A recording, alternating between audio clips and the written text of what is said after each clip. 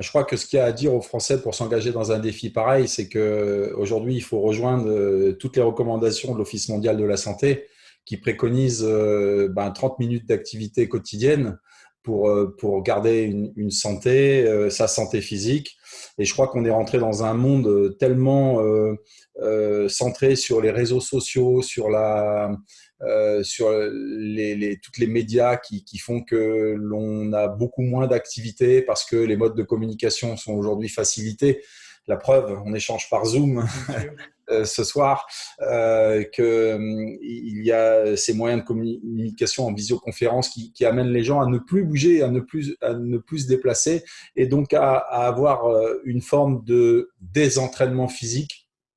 qui est fondamentale et qui va certainement très, très prochainement engendrer plein de maux et de difficultés au niveau articulaire,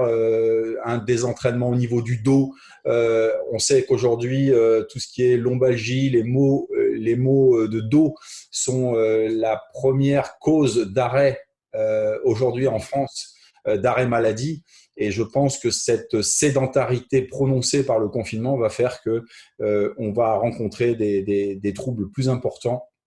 physiques, mais pas que physiques, psychologiques, parce qu'aujourd'hui, on a tendance à parler de l'activité physique comme étant un bien-être et un bienfait pour le corps, mais ce n'est pas que pour le corps, c'est aussi ce bienfait mental, aller à la rencontre des autres, côtoyer d'autres personnes, échanger, partager des moments de convivialité qui soient justement dans cette activité physique, dans cette activité motrice.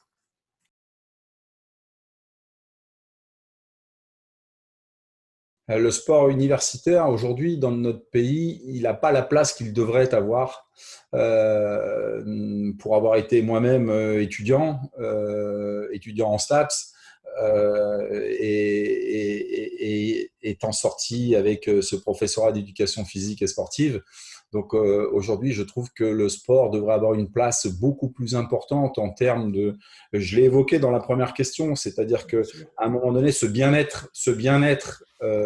psychologique va accompagner aussi des performances. Le bien-être physique va permettre d'accomplir de très grandes performances psychologiques et notamment peut-être aussi de mieux avoir cette concentration nécessaire à un étudiant qui va devoir étudier et donc de se libérer de cette énergie qui va pouvoir ensuite mieux canaliser justement sur ses apprentissages et mieux fixer ses apprentissages, on va dire, scolaires, universitaires et psychologiques.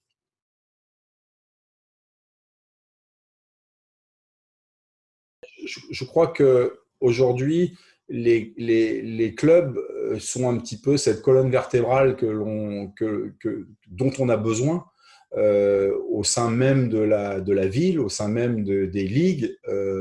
et de l'État français, parce que ça va être porteur justement de cette France vive, active, et qui va permettre justement toutes ces animations au cœur même des clubs, créer des événements, mais pas que ça, c'est-à-dire réunir à un moment donné des forces vives qui vont permettre justement d'être beaucoup plus performant, que ce soit dans le monde professionnel ou que ce soit dans sa vie active, dans sa vie personnelle. Donc voilà, je crois que les clubs sont là pour ils sont fondamentaux et également c'est un service public qui est là, qui est présent et qui va pouvoir accompagner le plus grand public, le plus large public possible.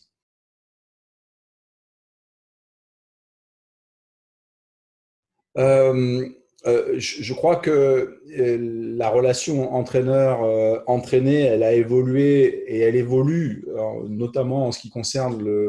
la haute performance et le haut niveau, du fait aussi d'un plus grand nombre d'outils qui vont entourer la haute performance et notamment le relevé des datas, qui aujourd'hui, sur cette science d'accompagnement du sportif de haut niveau et de haute performance est aujourd'hui un élément également très important et fondateur de cette relation entraîneur-entraîné, puisque l'entraîneur va pouvoir aujourd'hui mieux décrypter les performances, les comportements, les états de forme et les états de méforme de son sportif. Et ça, aujourd'hui, c'est un moment clé du sport, on va dire, mondial, international, et de haute performance. Alors, et aujourd'hui, ces différents outils, on a parlé tout à l'heure des réseaux sociaux, mais ces différents outils vont permettre aussi de redescendre à une échelle beaucoup plus, on va dire, plus large, pardon, un public plus large. Et aujourd'hui, on a de nombreux outils qui permettent aussi au grand public de pouvoir mieux gérer sa vie physique. Et ça, c'est extrêmement important, à condition de simplifier ces outils et de rendre leur application très simple pour que l'on puisse mieux gérer justement cette vie physique.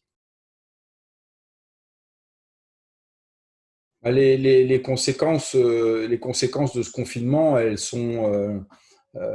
fortes d'un point de vue physique parce que, enfin, je parle aujourd'hui, les athlètes de très haut niveau, de haute performance, peuvent continuer eux à s'entraîner dans des bonnes conditions. Aujourd'hui, j'exerce moi à l'INSEP et on a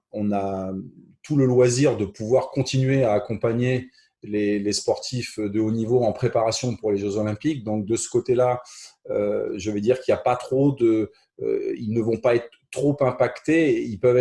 être impactés, pardon, par des compétitions qui vont être supprimées, reportées. Donc, on a besoin aussi de ces compétitions pour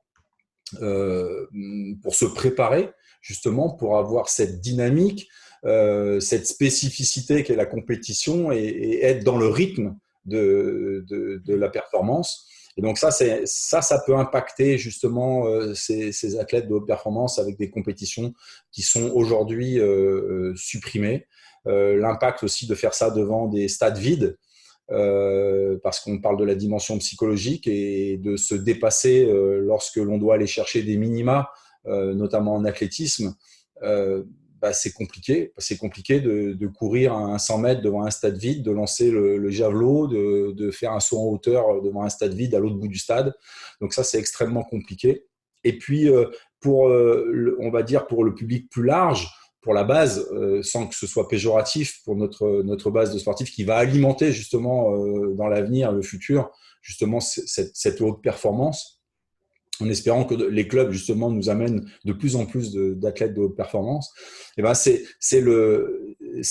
justement ce désentraînement, cette